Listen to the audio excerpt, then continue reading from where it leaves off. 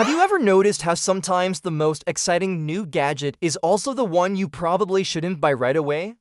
Well, that's exactly the story with Apple's new iPhone 17 Air. On the surface, it looks like the start of Tuesday's big event, but if you take a closer look, it might actually be the model you want to avoid, at least for now. So here's the situation. Apple has finally killed off the Plus model and replaced it with something brand new, the iPhone 17 Air. This is Apple's boldest design move in years, created to compete directly with Samsung's Galaxy S5 Edge. And let's be honest, Apple is aiming to win the slimmest phone race.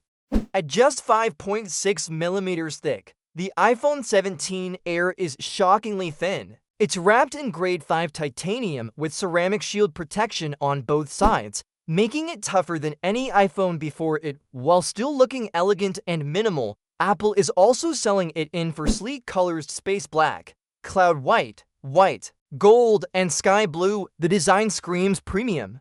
Slim bezels, a camera bar on the back, and lightweight cases designed just for this phone.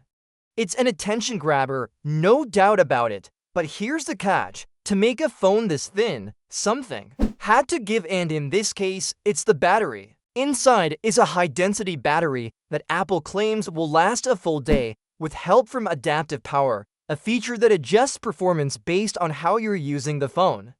On paper, that sounds promising, but let's be real, many users might struggle to reach bedtime without topping up. Apple knows this too, which is why they're launching a new MagSafe battery pack, claiming up to 40 hours of combined use. Still, that's a workaround, not a real fix. Now, let's talk about performance, because Apple didn't hold back here. The iPhone Air runs on the same A19 Pro chip found in the Pro models.